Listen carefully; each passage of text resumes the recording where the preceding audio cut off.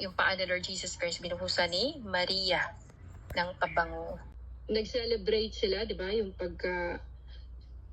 pagkabuhay na ni Lazaro, nag-celebrate sila, nagkaroon sila ng kaunting salo-salo. No? Dito nga mababasa din natin na parang nag-worry din si Martha.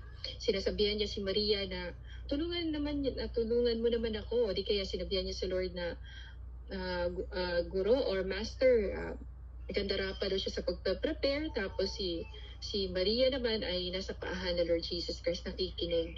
So sinabihan siya ni Lord na masyado siyang warrior sa mga bagay-bagay.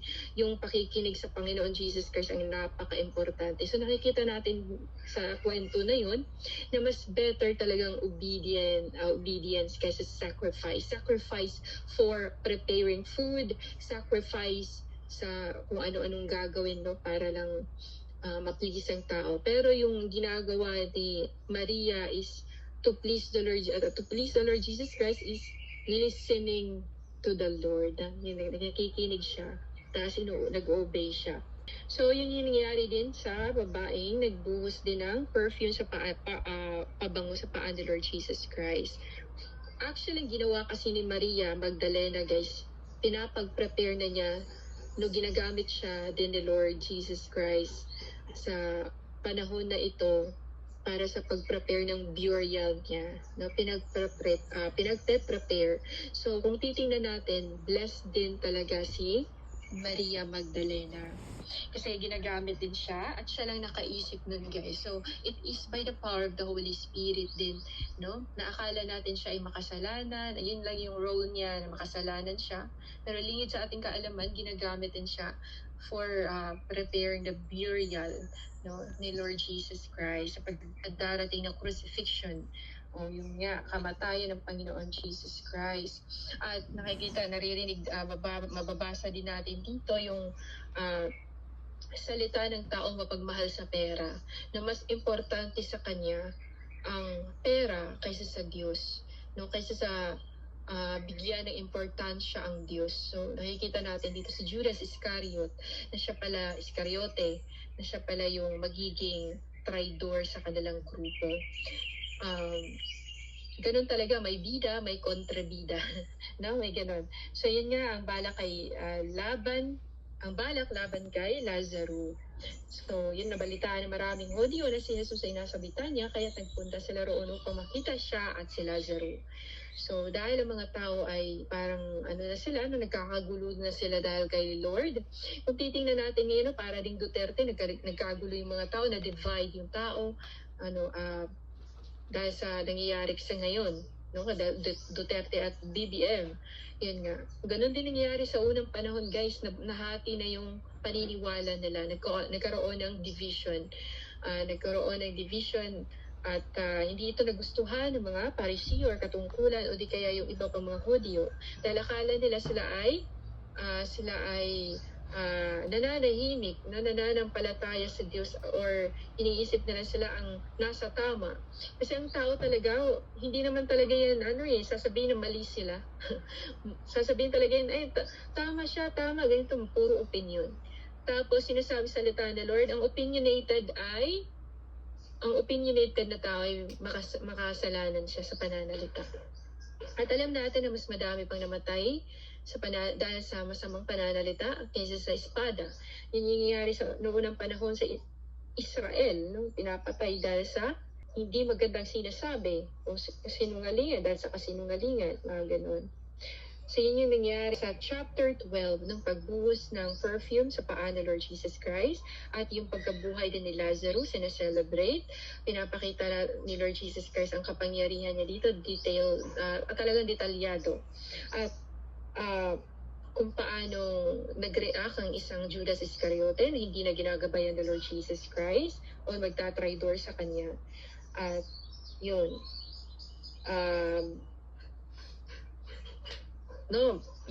dahil sa nabuhay ulit yung si Lazaro, balak na namang ipapatay ng mga Pariseo si Lazaro para sabihin na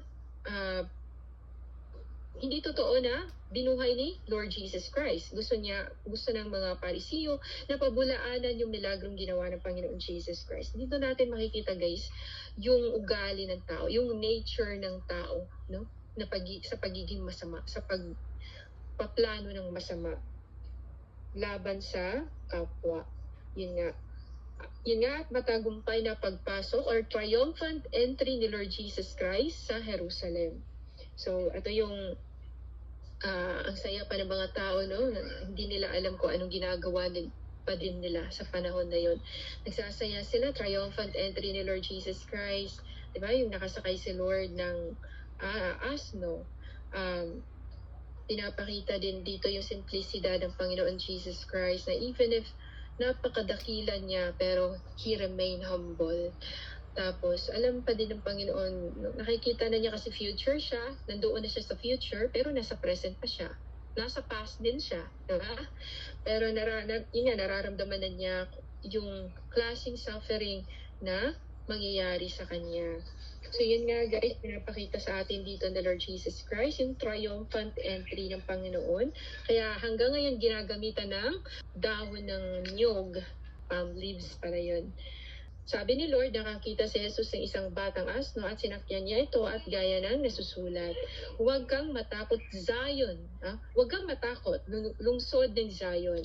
Masdan mo, dumarating ang iyong hari nakasakay sa isang batang asno. Hindi ito naunawaan ng kanyang mga alagad, ngunit matapos sa Jesus ay maluwalhating nabuhay muli, naalala nilang ganoon nga ang sinasabi sa kasulatan tungkol sa kanya. Kaya't gayon nga ang nangyari. So talagang kung anong sinalita ng Lord Jesus Christ ay talagang mangyayari guys. At kaya nga gusto din ni Lord Jesus Christ na patuloy tayo o palagi tayong nagdarasal dahil ang ating mga hinihiling ay talagang gagawing posible ni Lord Jesus Christ. At dahil ang ating mga kalaban ay palagi din nagsusumamo sa Diyos, na tayo atakihin or itetest tayo, no? Or itetempt tayo ng kalaban kung gaano ba tayo ka-faithful kay Lord Jesus Christ. Kaya ang gusto din ni Lord na lamangan pa natin ang kanilang pagsusumamo.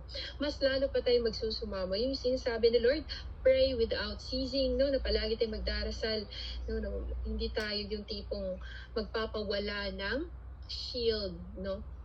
Dahil ang ating kalaban ay palagi din nilang hinihiling sa Diyos. Nagdarasal din sila kahit sila ay masasama. Hinihiling din nila sa Diyos na tayo ay subukin, itempt tayo. Gusto nang makita na ganito, ganyan, talagang lumalago. Pero ang sa kanilang part ay iba yung motibo. Pero alam na iyon ni Lord Jesus Christ na ganun ang motibo ng kalaban natin, guys. So yun nga ang nangyayari. At yun, hinahanap ng ilang Griego si Lord Jesus Christ. May ibang Griego dumalo sa pista upang sumamba. Lumapit sila kay Felipe na taga Bethsaida sa Galilea at nakiusap, Ginoo, nais po namin makita si Jesus. Ito'y sinabi ni Felipe kay Andres at magkasama silang nagsabi nito kay Jesus. Sumagot si Jesus, dumating na ang oras upang luwalhatiin ang anak ng tao. So ito na yung talaga nakikita na ni Lord Jesus Christ. No, nalalaman niya ang oras, araw, no, yung panahon na itataas na siya sa krus sa pamamagitan ng kahoy. Bakit nga ba hindi semento? Diba alam natin na ang kahoy ay nagsisimbolo ng tao.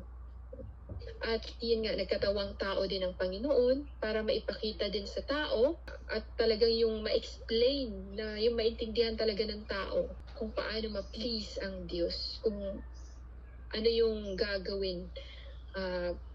Si Lord ang complete expression of love, complete expression of faith, si Lord Jesus Christ.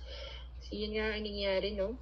Ipinahiwatig ni Jesus ang kanyang pagkamatay. Pinakita na niya, in-explain na niya. At nagpakita pa, marami mga nakita mga apostoles sa Lord Jesus Christ noong unang panahon, ng mga nakakamangha, nakikita nila si Elias at si Moses, noong nakausap si Lord Jesus Christ. So tayo din, kasi si Lord ay yesterday, today, and forever.